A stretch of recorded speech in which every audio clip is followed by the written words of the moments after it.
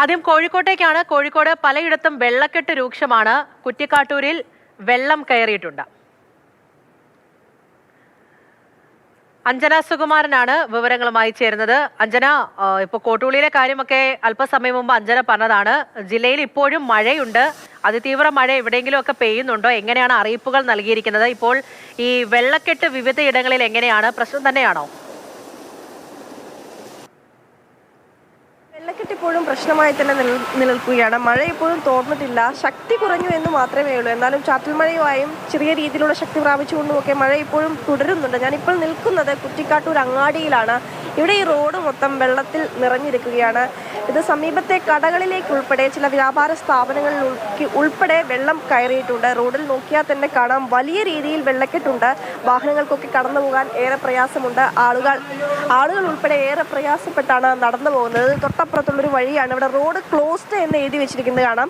ഈ കുറ്റിക്കാട്ടൂർ അങ്ങാടിയിൽ നിന്നും പന്തീരങ്കാവ് ഭാഗത്തേക്ക് പോകുന്ന റോഡാണിത്. വലിയ കുത്തൊഴുക്കാണ് ഈ റോഡിലുള്ളത്.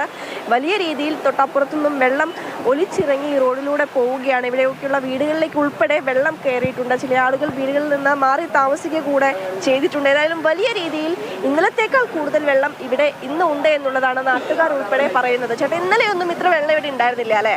ഇന്നലെ രാത്രി 11 മണി വരെ വെള്ളമില്ല അവിടെ. ഇന്നലെ രാത്രിക്ക് ശേഷമാണ് വെള്ളം ഉണ്ടായത്. ഏകദേശം പ്രളയത്തിന് ശേഷം ആദ്യമായിട്ടാണ് കുറ്റിക്കാട്ടൂർ അങ്ങാടി ഇതുപോലെ വെള്ളത്തിലാവുന്നത്. ഒരുപാട് കച്ചവട സ്ഥാപനങ്ങളും മറ്റൊക്കെ വെള്ളത്തിനടിയിലായി. ഇതിപ്പോൾ കുറ്റിക്കാട്ടൂരിൽ നിന്ന് രാമനാട്ടുകരയിലേക്കുള്ള ഒരു എളുപ്പവഴി, പന്തീരങ്കാവിലേക്കൊക്കെ പോകുന്നത്, പന്തീരങ്കാവ് വഴി രാമനാട്ടുകരയിലേക്ക് വയനാട് താമരശ്ശേരി ഭാഗങ്ങളിൽ ആളുകൾ പോകുന്ന റോഡാണ്. ഈ റോഡ് പൂർണ്ണമായും വെള്ളത്തിൻ്റെ അടിയിലാണ്. ഈ റോഡിൻ്റെ 2 സൈഡിലുള്ള വീടുകൾ ആളുകളെ മാറ്റി പാർപ്പിച്ചുകൊണ്ടിരിക്കുകയാണ്.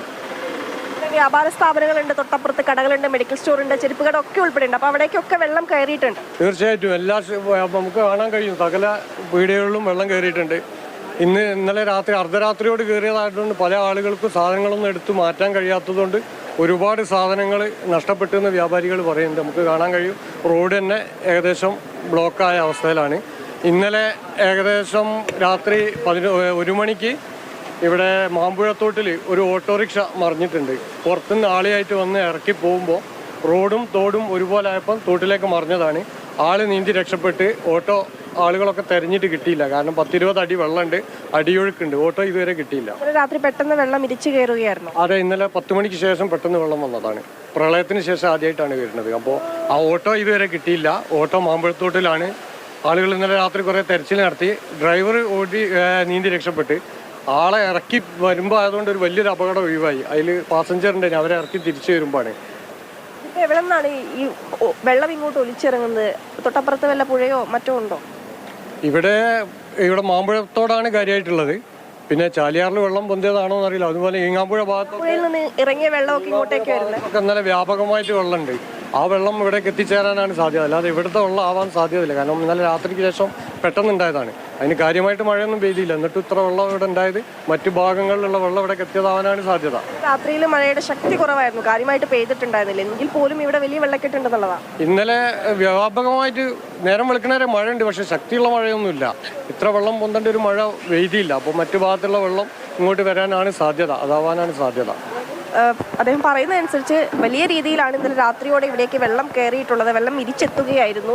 തൊട്ടപ്പുറത്തൊരു ഓട്ടോറിക്ഷ കാണാതായിട്ടുണ്ട്. അതിനു വേണ്ടിയിട്ടുള്ള തിരച്ചിൽ അവിടെ നടത്തുന്നുണ്ട്. അതിൻ്റെ ഡ്രൈവർ രക്ഷപ്പെടുകയായിരുന്നു, അത്ഭുതകരമായി രക്ഷപ്പെടുകയായിരുന്നു. അദ്ദേഹം ഇവിടെ നാട്ടുകാരനല്ല, പുറത്തു നിന്നുള്ള ഒരാളാണ്. ഒരാളെ ഇറക്കാൻ വേണ്ടി വന്നതാണ്. പോകുന്ന വഴിക്ക് പെട്ടെന്ന് വെള്ളം ഉയർന്നു വരികയായിരുന്നു. അതിനിടയിൽ ഓട്ടോറിക്ഷ മുങ്ങിപ്പോവുകയും അദ്ദേഹം നീന്തി കരയ്ക്ക് കയറുകയുമായിരുന്നു. എന്തായാലും ഇപ്പോൾ ആ ഓട്ടോറിക്ഷയ്ക്ക് വേണ്ടിയുള്ള തിരച്ചിൽ ആരംഭിച്ചിട്ടുണ്ട്. ഏതായാലും ഈ തൊട്ടപ്പുറത്തുള്ള വീടുകളിലേക്കൊക്കെ തന്നെയും വലിയ രീതിയിൽ വെള്ളം കയറിയിട്ടുണ്ട്. ആദ്യമായാണ് കുറ്റിക്കാട്ടൂർ അങ്ങാടിയിൽ, കുറ്റിക്കാട്ടൂർ മേഖലയിൽ ഇത്തരത്തിലൊരു വെള്ളം കയറുന്നത്. വെള്ളപ്പൊക്കത്തിന് സമാനമായ അന്തരീക്ഷം ഇവിടെ ഉണ്ടാകുന്നു എന്നുള്ളതാണ് നാട്ടുകാർ ഉൾപ്പെടെ പറയുന്നത്. ഏതായാലും തൊട്ടപ്പുറത്തുള്ള കടകളിലേക്ക് ഉൾപ്പെടെ വ്യാപാര സ്ഥാപനങ്ങളിലേക്ക് ഉൾപ്പെടെ വലിയ രീതിയിൽ വെള്ളം കയറിയിട്ടുണ്ട്. നാട്ടുകാർക്കൊക്കെ തന്നെയും ഇതിലൂടെ നടന്നു പോകാൻ വലിയ ബുദ്ധിമുട്ടുണ്ടാകുന്നു എന്നുള്ളതാണ്. പൂജ. ശരി, അഞ്ജനയാണ് വിവരങ്ങൾ നൽകിയത്. കോഴിക്കോട് കുറ്റിക്കാട്ടൂർ മേഖലയിൽ നിന്നാണ് അഞ്ജന വിവരങ്ങൾ പങ്കുവച്ചത്. അവിടെയുള്ളവർ പറയുന്നത് പോലെ ഇതേപോലെ ഒരു സാഹചര്യം മുൻപ് ഉണ്ടായിട്ടില്ല. അതാണ് വീണ്ടും വീണ്ടും എടുത്തു പറയുന്നത്. അതായത് നമ്മളുടെ പ്രദേശം നമുക്കറിയാം, ഇവിടെ വെള്ളം കയറുകയില്ല, അഥവാ വെള്ളം കയറിയാലും പ്രശ്നമൊന്നുമില്ല, അതങ്ങ് പൊയ്ക്കോളൂ എന്നൊക്കെ പറഞ്ഞുകൊണ്ടിരിക്കരുത്.